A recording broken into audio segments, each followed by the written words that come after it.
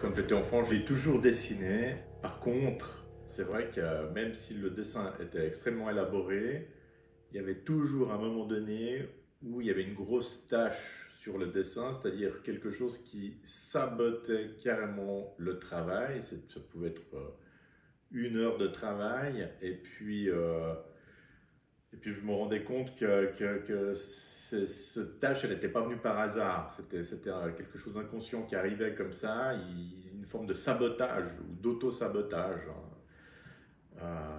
Et puis à la fin, bah, forcément, je le déchirais, je le mettais à la poubelle. Et puis si j'étais de bonne humeur, éventuellement, je recommençais, j'en faisais un autre, parce que je créais chaque fois une histoire à travers mon dessin.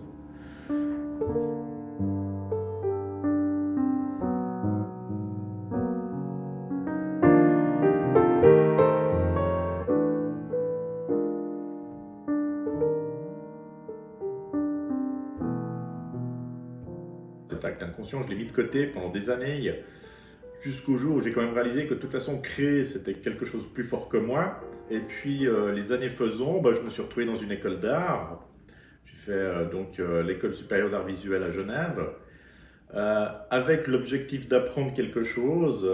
Malheureusement, je pense que je n'ai rien appris, puisque j'ai compris assez tardivement que dans cette école, on arrivait déjà avec un travail, et puis on nous mettait à disposition des profs et des salles pour pouvoir l'élaborer. Et moi, ce que je voulais, c'était apprendre quelque chose, un métier, quoi.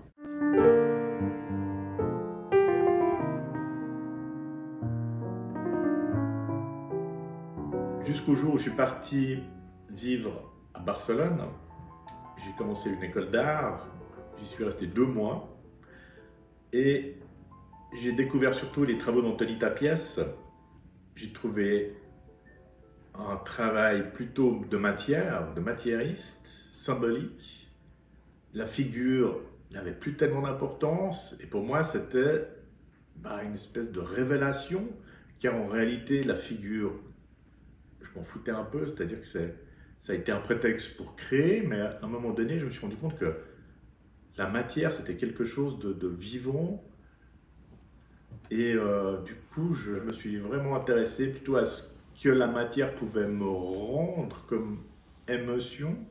Et puis j'ai commencé à la gratter, et il y a eu des traces, et je me suis dit tiens, mais ça c'est intéressant, parce qu'en fait on met de la matière mais on peut aussi l'enlever, mais en fin de compte c'est une démarche de sculpteur, quoi. Un sculpteur il taille une pierre, il enlève de la matière pour en faire quelque chose.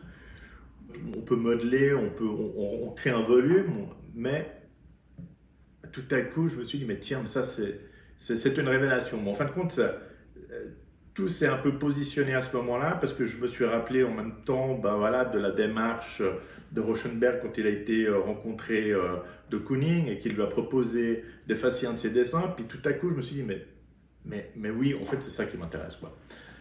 C'est le lien avec mon enfance et ces fameuses tâches qui, en fait, déformaient ou détruisaient mon travail. Et puis, ma manière de voir le monde, de constater qu'en fin de compte, dans ce monde, les choses sont là à un moment donné, mais qu'elles finissent par disparaître de toute façon, ou bien on finit par les voir autrement. Je me suis dit, tiens, ça, c'est moi en fin de compte. Et le fait de l'assumer et de pouvoir le mettre dans un processus créatif pour réaliser quelque chose que je considère personnellement comme de l'art, je me sens complètement en phase avec cette démarche.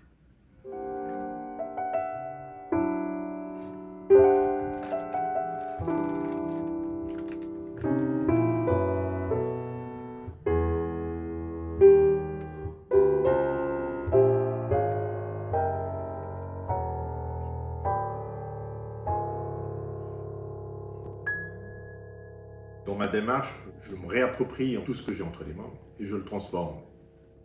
À un moment donné, je me suis intéressé aux magazines d'art. Pourquoi? Parce que le magazine d'art, c'est l'objet qui véhicule l'histoire de l'art, l'information sur les artistes.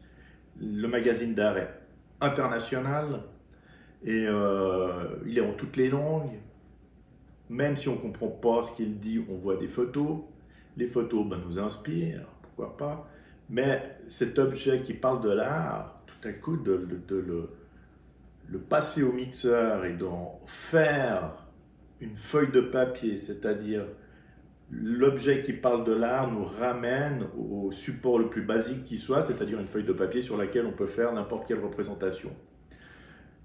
Du coup, je me suis dit, mais ça m'intéresse, quoi. Parce que le fait de pouvoir transformer ce matériau qui parle de l'art en objet d'art, c'est une mise en abîme, en fait, que je trouve assez exceptionnelle. Et je m'inclus complètement dans le discours, je me l'approprie. Et du coup, comme je dis, je suis international, puisqu'en fin de compte, je peux passer au mixeur un magazine japonais, italien, espagnol, allemand, français, etc. À la fin, c'est moi qui, de toute façon, fais partie de son discours.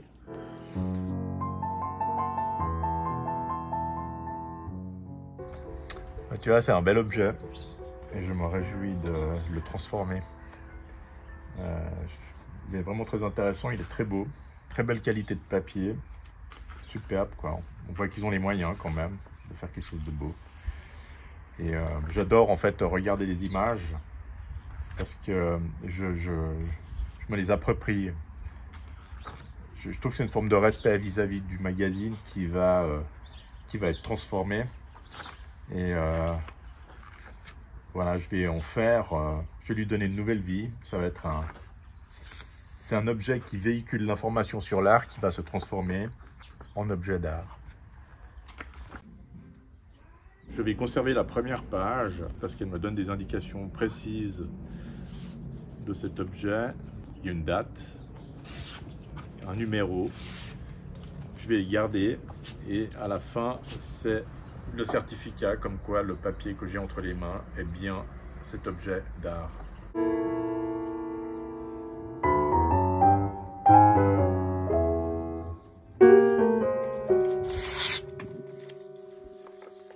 Le moment où je crée l'objet, c'est le moment où j'ai du plaisir à le faire.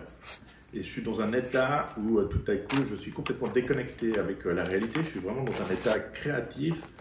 Et des fois, je me dis, mais tiens, même si c'est raté à la fin, tout ce moment qui m'a permis de réaliser l'objet, c'est un moment assez exceptionnel en fin de compte. Et puis pour moi, c'est ça le plaisir de créer. Après, ce qui reste, si ça fonctionne, c'est génial.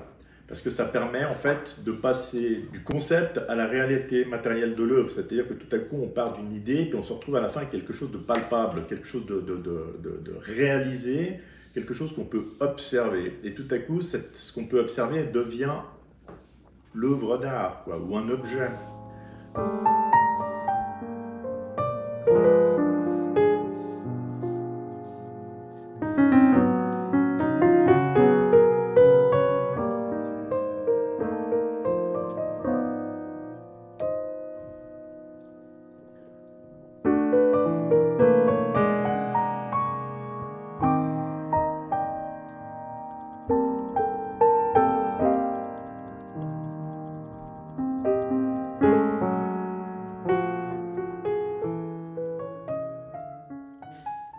Ce que je trouve d'extraordinaire dans le processus créatif, c'est le cheminement. C'est facile de déchirer, de détruire, de maltraiter quelque chose, mais quand c'est un acte gratuit, ça n'a aucun sens et ça ne sert à rien. À un moment donné, moi j'ai dû apprendre à maîtriser en fait tout ça pour essayer de comprendre pourquoi je le faisais. Et j'ai réalisé que ce qui m'intéressait, c'était pas de détruire pour que ça disparaisse, mais c'était de détruire pour transformer. C'est-à-dire de voir autrement la matière.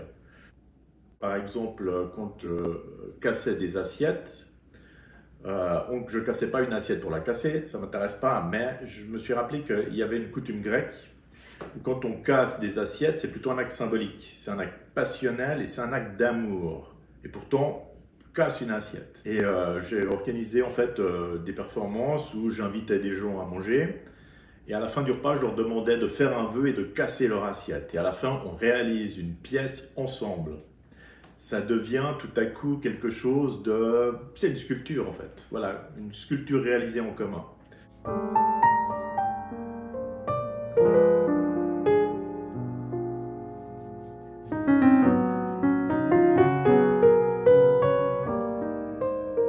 Il y a deux aspects. Le premier aspect est de l'ordre du visible, du concret et du palpable. C'est l'objet fini, l'objet qu'on accroche au mur et qui dorénavant a sa propre vie. Et puis il y a pour moi, et ce qui est plus intéressant, c'est toute la démarche. C'est une démarche un peu plus philosophique en fait, puisque c'est le sens même qui fait que j'aime créer. C'est tout l'aspect de la transformation. Je cite un philosophe allemand, je suis tombé sur cette phrase et je trouvais qu'elle me parle complètement, Monsieur Friedrich Theodor Vischer, un philosophe allemand qui dit « Notre époque n'a pas de présent, seulement un passé et un avenir. Nous sommes à la recherche de nouvelles formes de vie. » Concrètement, le magazine d'art, avant que j'aille entre mes mains, il avait un sens. Il avait sa propre histoire qui était déjà passée, puisqu'il raconte quelque chose qui est déjà passé. À partir du moment où je m'approprie l'objet et je le transforme, il est bouleversé, quoi. En fait, on bouleverse complètement le sens même de la réalité, le sens même de pourquoi cet objet il a été conçu. Mais peut-être que pour moi, cet objet il a été conçu pour que je l'aie entre les mains et que je sois l'intermédiaire qui lui donne une nouvelle vie en fait. Et c'est là concrètement où je me sens complètement impliqué dans cette démarche, puisqu'à un moment donné, je sais que je vais lui donner une forme d'intemporalité.